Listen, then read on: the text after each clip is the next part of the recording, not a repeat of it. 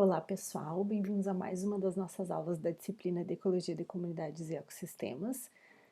Essa aula é para retomar uma aula que tivemos mais cedo sobre biodiversidade e funcionamento de ecossistemas.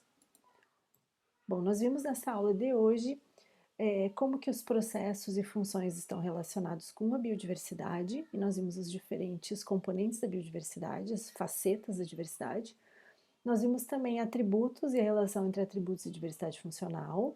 Nós vimos diversidade funcional e como ela é convertida em redundância funcional. Depois nós vimos diversidade e funcionamento dos ecossistemas e finalizamos a aula com alguns estudos de caso, principalmente aqueles que são relacionados aos estudos de Tillman e colaboradores, do David Tillman. Nós iniciamos a aula com essa mandala, e essa mandala ela é uma forma da gente categorizar ou organizar os diferentes serviços que a natureza oferece para nós seres humanos.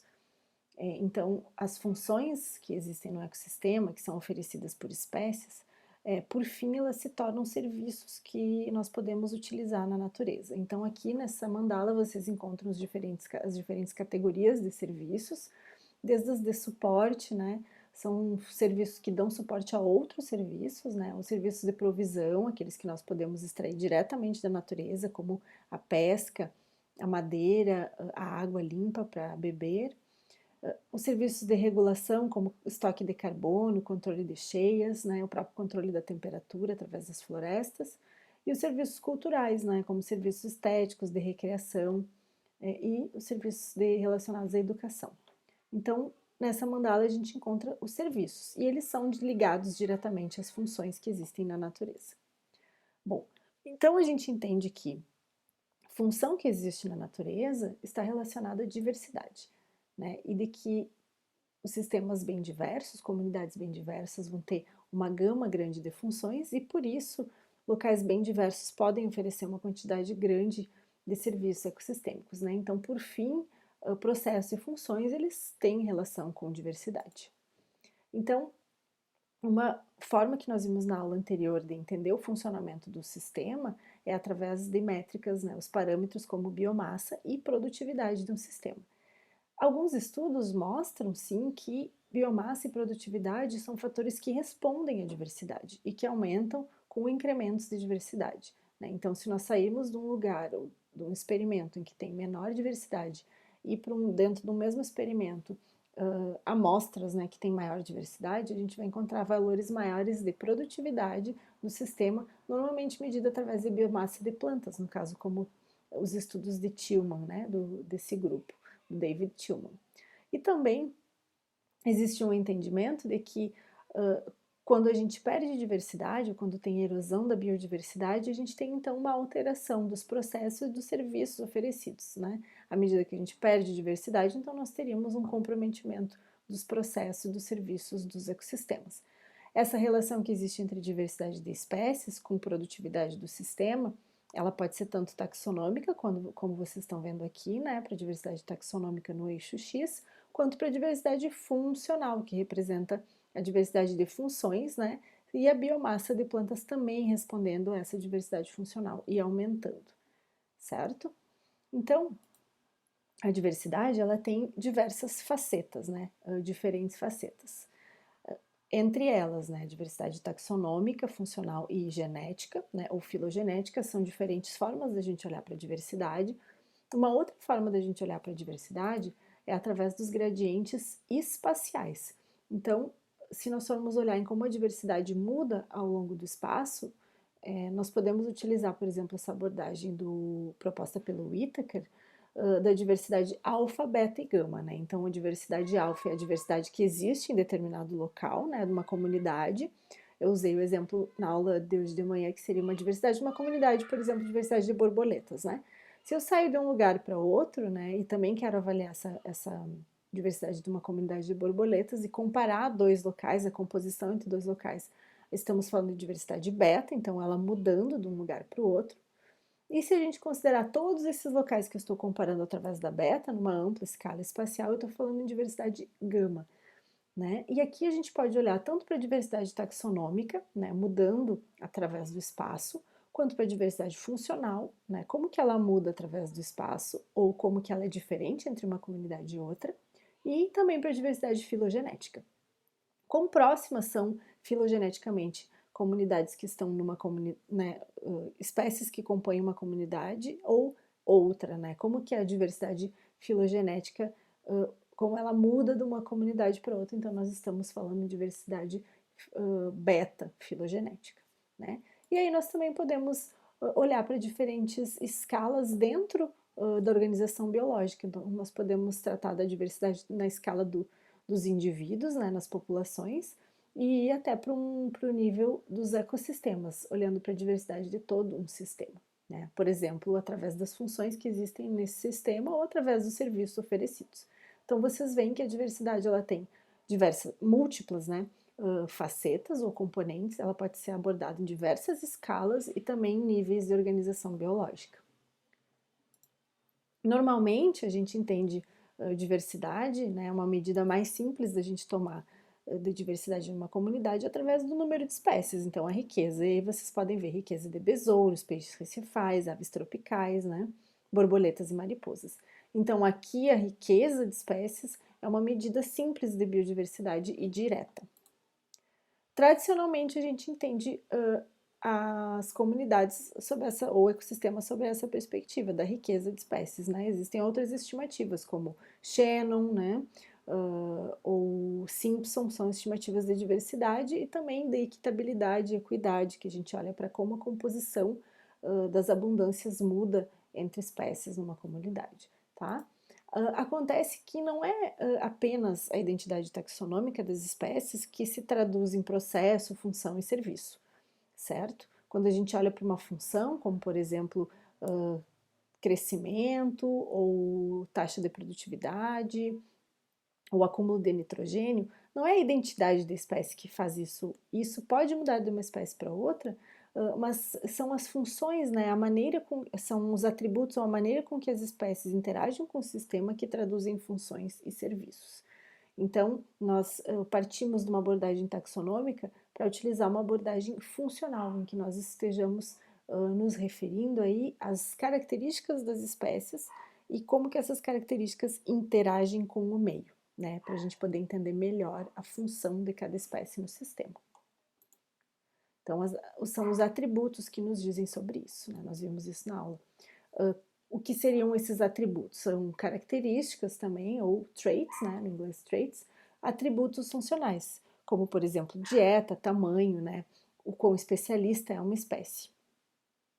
Então, nós temos exemplos, né, de guildas, né, ou grupos alimentares, onde a gente reúne espécies que têm dietas semelhantes, como, por exemplo, aves nectarívoras e aves insetívoras. Isso pode ser uma abordagem também funcional, né? Se ela diz sobre a função da espécie. No artigo apresentado em aula, vocês encontram uma breve história e aplicações da diversidade funcional. Então, vocês vão entender a partir desse artigo como que o uso da diversidade funcional aconteceu através da história na ecologia.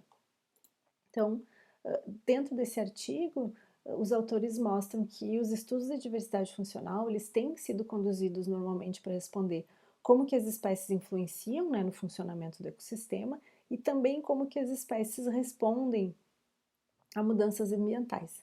E aqui nesse segundo ponto, eu acho bem interessante relembrar para vocês quais são as aplicabilidades, né, do uso da diversidade funcional. Nós podemos utilizar a diversidade funcional, por exemplo, para entender se espécies que são generalistas ou especialistas vão responder de forma melhor ou pior, né, como que vão ser as diferentes respostas dessas espécies a mudanças ambientais, como o aumento da temperatura, a acidificação dos oceanos. A gente também pode tentar entender se espécies que são dispersoras, né, de sementes, grandes predadoras de sementes, como que elas vão responder e como que as florestas vão responder às mudanças ambientais. Então, focados nas características, a gente pode entender melhor, né, como que determinados grupos de espécies vão responder a essas mudanças, né, bichos que têm tamanho pequeno ou bichos grandes. E atualmente, então, os estudos que utilizam diversidade funcional, eles têm focado em diversas coisas, então, como estruturação das comunidades, né? Como que os atributos podem nos mostrar como que as comunidades são montadas, né? Será que é o tamanho do corpo que influencia? Será que é a resistência seca das plantas? que vai determinar? Será que é o tamanho da folha? Será que é a dureza da madeira? Então, várias características podem responder aos gradientes ambientais e aí influenciar como que as comunidades são montadas, né? Então, essa é uma utilização, aplicabilidade da diversidade funcional. Estratégias dos organismos sob severas condições ambientais também é uma aplicabilidade da diversidade funcional. Também podemos entender melhor sobre competição e conservação da biodiversidade. E aí o entendimento da a aplicabilidade, né, a utilização, né, da diversidade funcional, essa abordagem, ela vem desde antes de Cristo, com o grego Teofrastos, né, que utilizou já de uma classificação funcional para entender plantas. Né, e aí a gente vai passando pelo tempo com Darwin e também Elton, né, que começa a olhar para as espécies para entender como que elas utilizavam recursos, e aqui a gente já vê o conceito do nicho aparecendo, o botânico Ronquier, e isso vai mudando aí ao longo do tempo. A gente tem depois então Hutchinson com o uso dos recursos por comunidades aqui, né, o nicho hutchinsoniano. E aí na década de 70, então a diversidade funcional passa a ter uma importância grande para entender como que fatores bióticos e abióticos, né, vão influenciar os atributos das espécies. Aí a gente tem um estudo muito grande aqui na década de 70 do processo de competição, né, e das características das espécies mediando essa interação. Na década de 90, com as grandes mudanças, né, no planeta, existe um interesse em utilizar a diversidade funcional para entender a resposta das espécies ou da biodiversidade às mudanças globais, né, que estavam ocorrendo em ampla escala. Então, são vários os usos, né, da diversidade funcional. Também apresentei para vocês em aula o conceito de redundância funcional, né, que ela é baseada no entendimento de que espécies têm papéis muito semelhantes nas comunidades. E aí essas espécies que têm o mesmo papel, substituir umas às outras, né, então sendo consideradas redundantes, e por isso a redundância seria um seguro do ecossistema contra perdas de espécies. Então, quando a gente tem em alguma comunidade uma riqueza funcional grande para determinada função, se perdemos uma espécie daquela função, outra pode substituir. Então, a redundância é um seguro do ecossistema contra perdas. Esse gráfico aqui embaixo, modificado de Bellwood e colaboradores 2004, ele mostra como que a redundância e a estrutura funcional podem fazer com que um sistema, que aqui é representado pela bolinha cinza, se mantenha num estado inalterado antes de chegar num estado degradado. Né? Então, se a gente tem determinada estrutura funcional e uma redundância, essa redundância, a representatividade das espécies e o papel das espécies segura aquele sistema num estado bem preservado. Quando a gente tem erosão da diversidade e perda de funções aqui, esse sistema ele passa então por uma mudança de fase e chega num estado degradado. Então aqui a importância da redundância das funções para manter um sistema saudável.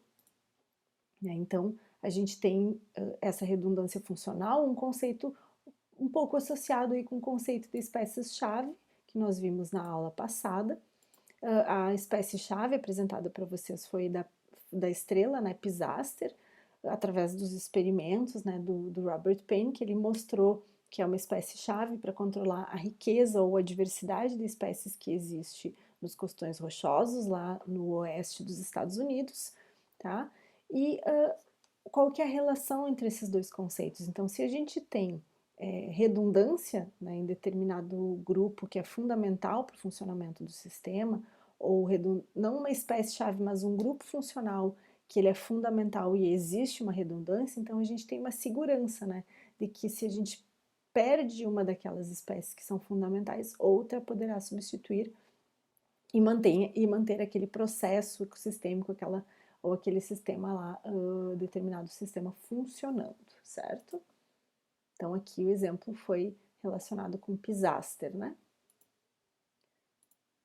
E aí a gente chega nos exemplos dos experimentos no Cedar Creek, né, na Minnesota. Então, esse é um experimento que ele existe instalado há muitos anos, né, e que vocês podem ver aqui no fundo, né, da figura uns carros, né, então a gente consegue ter uma ideia, uma noção de escala, né, então para vocês verem qual que é a dimensão desse estudo, e aqui são plots, ou esses quadrados aqui, em que a vegetação é monitorada e controlada, então eles têm experimentos em que a gente tem uma variação no número de espécies, né, que compõem esses plots, né, e no número de grupos funcionais que compõem esses plots, tá certo?